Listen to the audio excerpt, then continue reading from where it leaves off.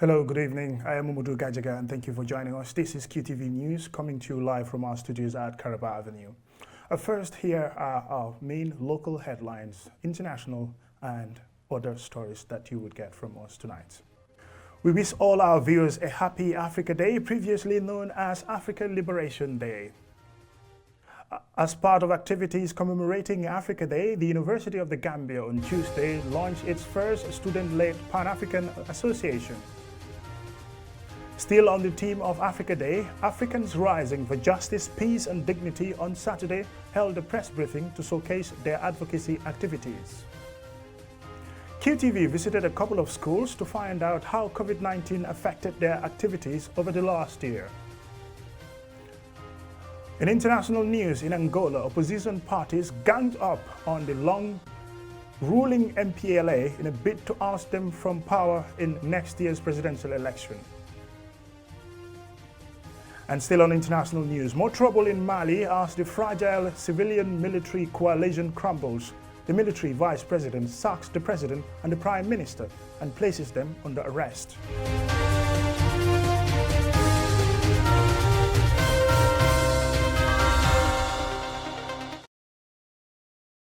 Hello and welcome and thank you for joining us. This is QTV News.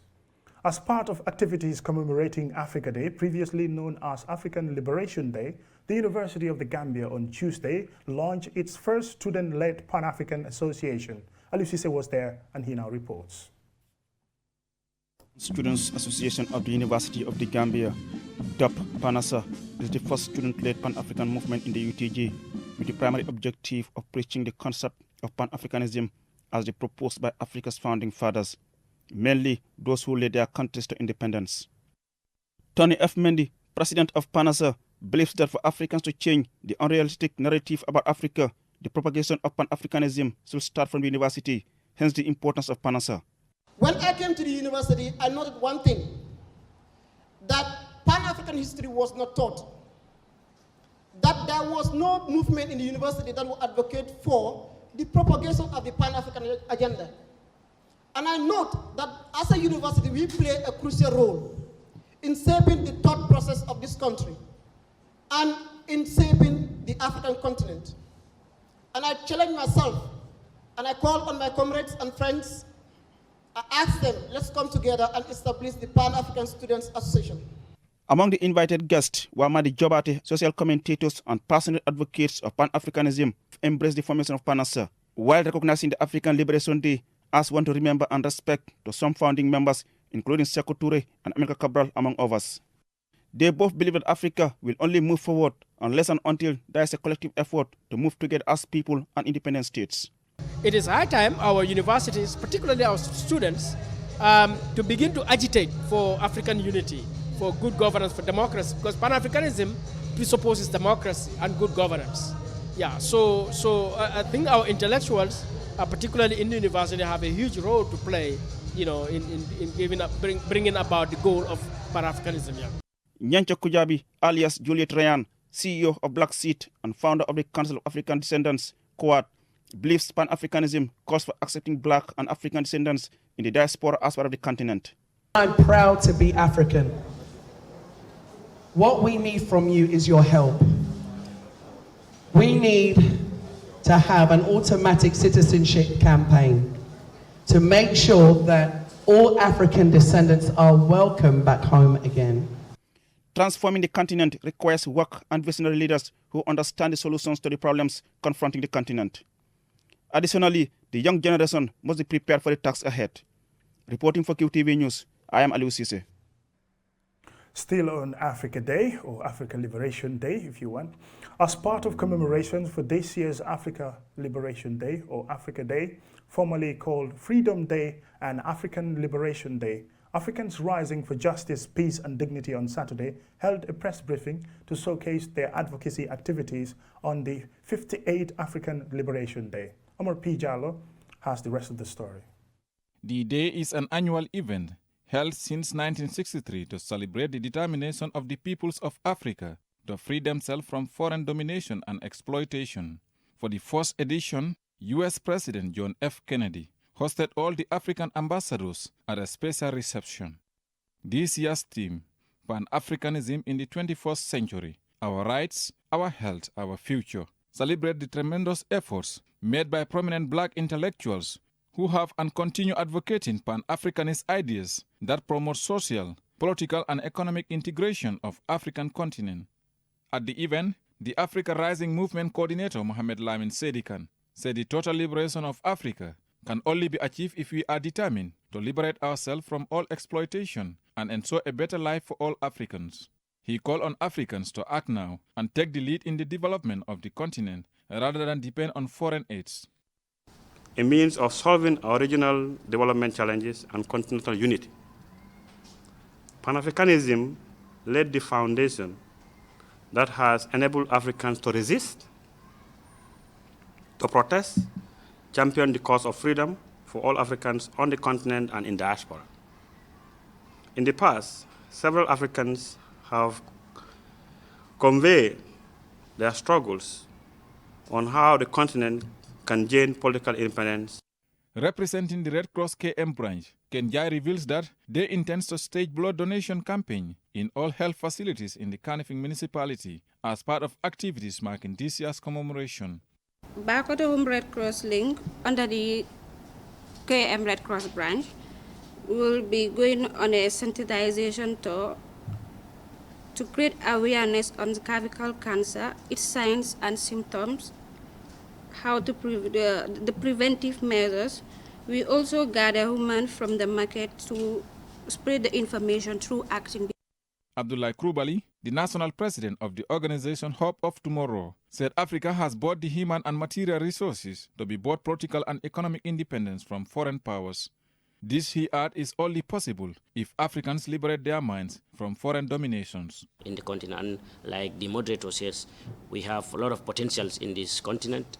We have the resources, I think we have the young brains, we have the education. Why are we not able to do it by ourselves? So this is why the advocacy must continue. We must be talking to each other, and we can only do this thing in partnership. We can only achieve our goals doing it together, but single-handedly we're doing things repeatedly. African Rising is a pan-African movement of people and organizations working for justice, peace and integrity. The movement is determined to foster an Africa-wide solidarity and unity of purpose for the people of Africa, to build the future Africans want, a right to peace, social inclusion, and shared prosperity. Pan-Africanism is an ideology that encourages and strengthens bonds of solidarity amongst people of African descent, stressing that they have common shared interests that deserve to be celebrated. It has helped anti-colonial and neo-colonial struggles, a means of solving regional developmental challenges and continental unity. Reporting for QTV News, I am Omar P. Jallo. That story will take us to a break, and still to come, we have some more other stories for you. Stay tuned. The Insurance Association of the Gambia, IAG, in consultation with the Central Bank of the Gambia, now introduces a standardized and well-scrutinized motor vehicle insurance certificate, which will be the acceptable evidence of a valid motor vehicle insurance contract. The certificate has the following security features. 1. High quality printed in multiple colors with no white margin as in other paper sheets. 2. Dual serialized number print, one visible and the other visible only with an ultraviolet light. 3. IAG logo inscription that can only be visible with the use of an ultraviolet light. 4. Hologram of IAG logo. The general public is therefore advised to take note of the above development and kindly urged to ensure that they obtain only authentic motor vehicle insurance certificate with the above features from only licensed insurance. We thank you and solicit your cooperation. Your favorite mobile service has done it again. Now you can buy cash power with your QMoney account free of charge. Yes, you heard me right. For free. Nothing is cheaper than free. So start buying your cash power from the comfort of your homes with unbeatable services QMoney has to offer. With QMoney, life is easy.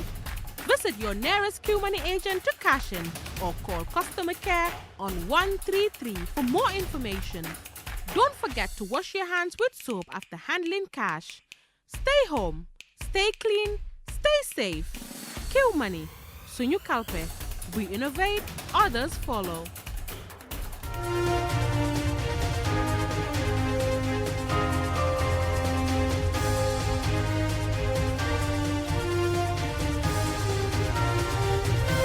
Welcome back. If you're just joining us, this is QTV News and we welcome our viewers from across the world.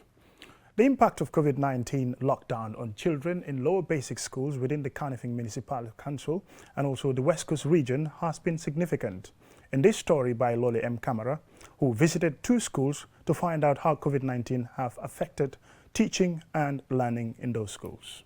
The impact of COVID-19 lockdown on children in lower basic school within the Qtv municipality and West Coast region is huge. In this story, I visited 2 schools to find out how COVID-19 affected their teaching and learning. During the government-imposed lockdown in March last year, schools were closed for several months and students were forced to stay home to continue their studies via TV and radio sessions. This was a novelty for the Gambia and, according to some principals, those TV and radio lessons were not effective. Malamin Baji, Principal Sanchaba Sule Job, in an exclusive interview with me, highlighted major challenges encountered during the lockdown. Among them were cancellation of the celebrations marking Commonwealth Day, talent shows and sports competitions, amongst other activities. Every week we would lose something like more than 7 hours contact time. Okay, so you find out that the attendance has been seriously affected. Sally Sonko, a parent, sees her frustration with regards to the COVID-19 lockdown and how that affected her child. The lockdown brought along many challenges. At first, children seemed to be very happy about it. But as it dragged on, they became tired and bored. According to these students, they encountered great loss during the pandemic and are yet to recover the lost contact hours, and they recommend extra classes studies. People were coming for 5 days, but now people are coming for only 3 days, and it doesn't help the school. People lost a lot of lessons. Last year we did not finish our semesters, and today and in this semester we are not improving in class. Bamba Suso, the principal of Bakote Lower Basic School, take us through to some of the challenges the impact of COVID-19 lockdown brought. Up to about 880 hours of instructional hours. But when the COVID came, even half of that could not be covered. These were some of the revelations we found during the investigation. What is not surprising is that students in the lower basic schools feel the need to adjust to their new reality to be able to recover lost contact time, to be able to make great improvement in their education. Loli M. Camara reporting. And now from that story, now to international news.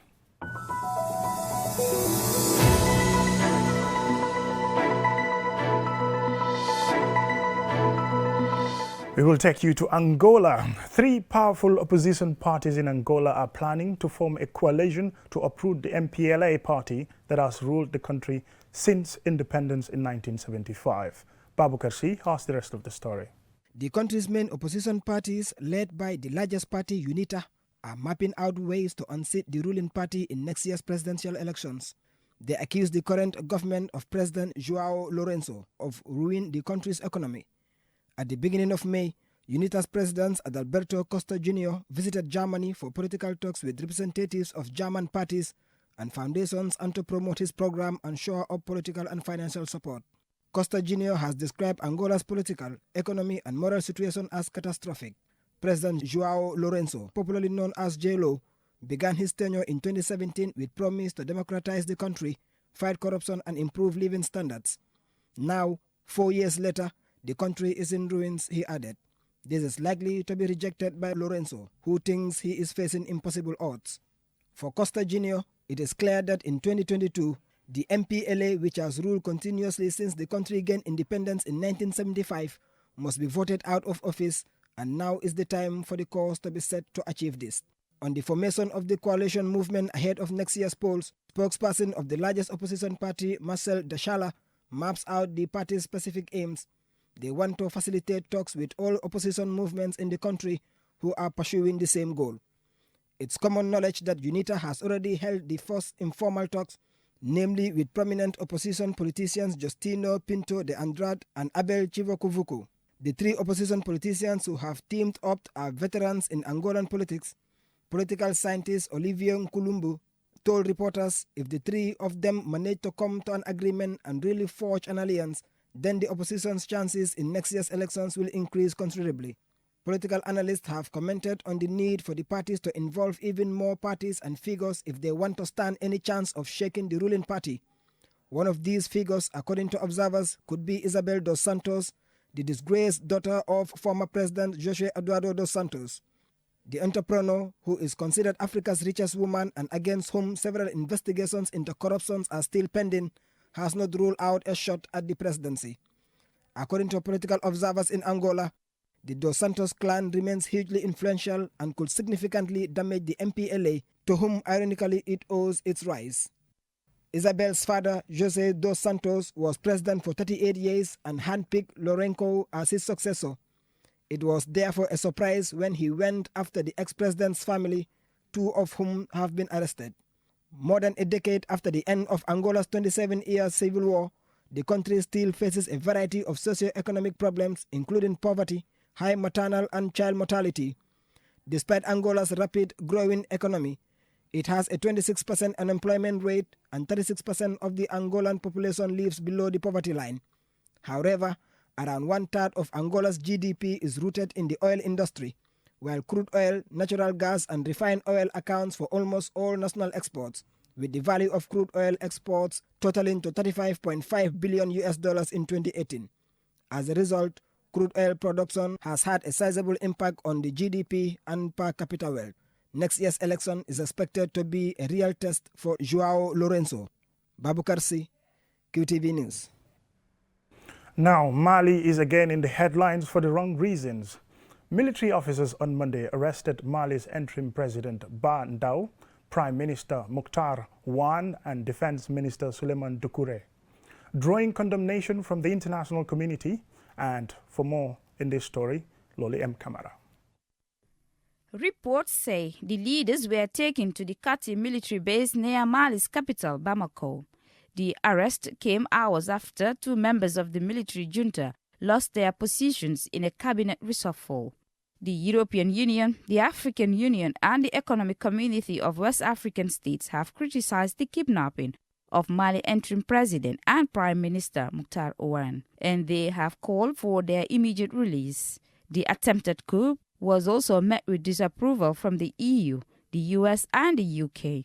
UN Secretary General Antonio Guterres said he was deeply concerned by the arrest of Ndao and Wan and called for calm and their unconditional release.